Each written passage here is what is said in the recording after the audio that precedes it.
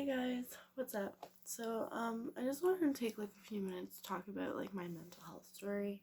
Just to see if like anybody else kind of relates to anything, because I know there's a lot of people out there that actually might relate to what I go through. And I don't really want to like, I won't get into like too much detail, but so I suffer from anxiety, severe anxiety, and occasional depression. Now, the depression comes and goes. It's not an all the time thing. It's not, you know, the anxiety's always there. Like from the minute I open my eyes, to the time that I close my eyes to go to sleep. Like, it's brutal. And I know a lot of other people have that too, to where they open their eyes first thing in the morning or whatever, and it's constant. And it's all day. It makes you sick. Sometimes you just can't even do anything. And I feel like, it's a really big struggle. Like a really, really big struggle. And, it's hard. It really is. But I feel like I've always had anxiety, like throughout growing up and everything.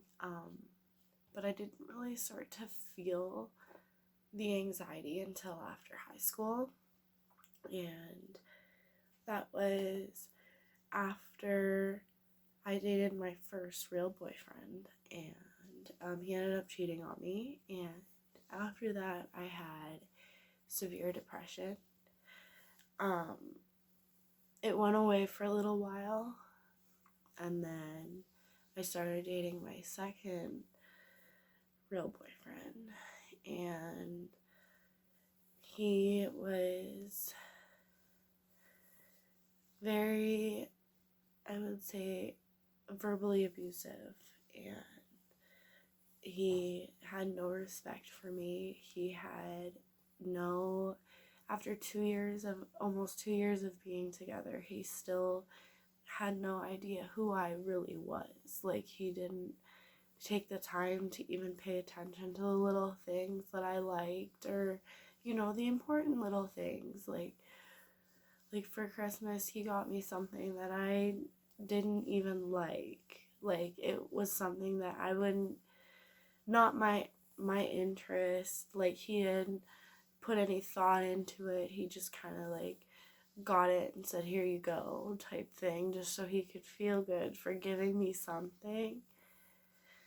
Like, I understand it's the thought that counts, but it's like, if you're gonna get something, I would hope it was something that's, that's meaningful to me, that that I would like, even if it was just a card with something in it, like a little paragraph or something. Like, I'm not talking about buying expensive things, but I'm not gonna get into relationship things.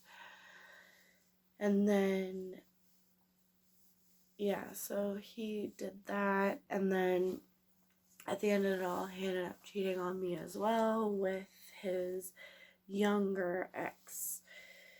And I had already had insecurities about this girl. And that's another reason why I have insecurities now, is because of the fact that, I really did trust him. And I really did, think that, there was really nothing going on. I was really just overthinking it. And in the end, it turned out that that was not the case. And I knew that I had been right the whole time. And that was just after I was supposed to move in with him. I ended up going to get an apartment, and he was supposed to move in with me, and that was the plan all along. And he ended up not doing that after I had put my name on the lease and everything was said and done, and I was moving. and he was supposed to be there. Like, we were gonna do this together, and he made excuses, and it was a really hard time for me because that was someone I thought I was going to be with, but I realized that that was really, like, I was young, I was dumb. I thought, he was it. That was, but that was not the case at all. And after that, I fell back into depression because before I had met him, my depression had went away. I was fine. It was just occasional things that would upset me. Um, and then after him and I broke up, I went back into a depression and I started having anxiety to the point where I would go to my friend's house, and because he lived nearby, I was having anxiety because I was like, I don't want to see him. If I see him, I'm going to get upset. And that was every single time. And most of the time, yeah, I did see him, and I ended up having like an anxiety attack because I was like, I want nothing to do with him. He actually physically makes me upset when I look at him. Today, I don't feel that way. Today, I feel like he ruined me and that I really shouldn't have been with him because of how I am now. Very standoffish, very, very insecure, and I have massive anxiety. And there's other reasons for that. I'm not as depressed as I used to be, but it's still there.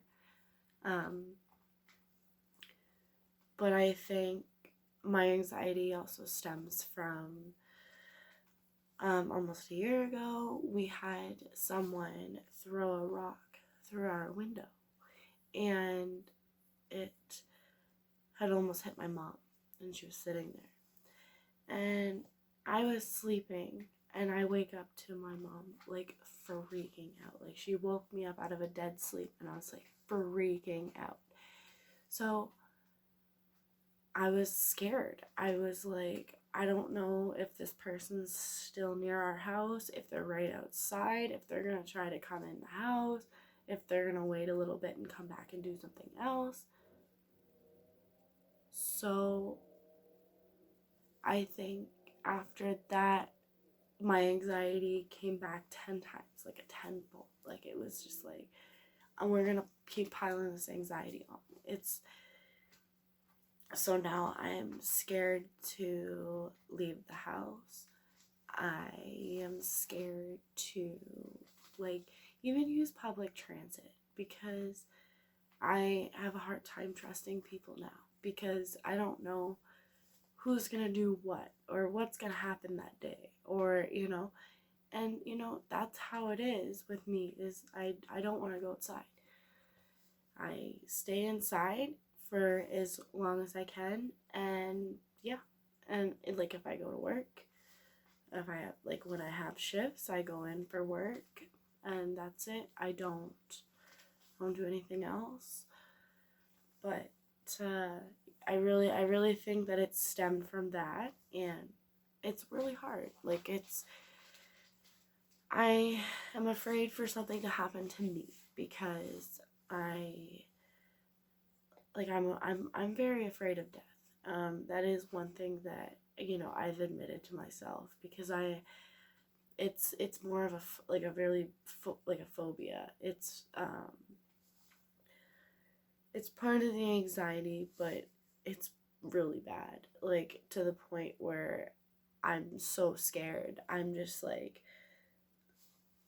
not even comprehending anything, and I'm just kind of sitting there, just kind of like, oh my god, like, what's gonna happen to me? Like, how am I gonna go? Like, I'm freaking out over everything. And like, right now, um, but yeah, I really think that it stemmed from that because now I'm afraid that someone's gonna come into my home, that my safety was compromised, and no one wants to feel like that. No one wants to feel like your own home's because you're in your own home, you want to be safe, and you don't want to feel like your home was compromised. I know there was a lot of other things that I do not want to get into. Stuff from childhood, just growing up, that also really affected me, how I am now. I really think that it did affect me in a really strong way. I mean, I still deal with it today because that's just how I've grown up, but I've become used to it, and like I'm 23 now. I'm gonna be 24, and I'm ready to just be on my own, and I'm ready to, because I don't want to be around things that are going to affect my mental health and going to trigger it. And that's never good. You never want to be around things that are going to trigger your mental health, because you can never get better on your own if there's other things that are making you feel that way or adding to it. And I do deal with that on a lot of occasions, and I try my best to not. But I was in school, and I started a Facebook page called Together with Mental Illness. Basically, I started it as a project for school, because at that time I had a mental illness, and I was really passionate about, finding other people that had the same struggles as me and to talk about my story. So I made this Facebook page, and I've actually made it public now, so other people can join and share their stories. Other people can, you can share your story and people can comment on it, and they can talk to you. Sometimes they can give you advice. Sometimes they can even tell you what helps them with their anxiety. I'll just take the time now to say anything smelly for me helps with anxiety. Candles. Something we have here is called Scentsy. I really love that. Not sponsored at all by Scentsy. I really love Scentsy so much. It's the quality of this, like the smell is amazing. The amount that you get, like it's all perfect. Like it's amazing. So like wax and stuff, like warmers, like we got all that here, and it's honestly amazing for anxiety. But yeah, so if you want, you can join my Facebook group. It's called Together with Mental Illness. It's a private group, so you have to be like approved by me to get in, but I usually approve anyone. I'm only approving people and then monitoring the group afterwards, making sure that everything's good and everybody's, getting along. There's nobody in there that's causing issues for anybody else. So yeah, we're going to be doing that. The group is a safe place.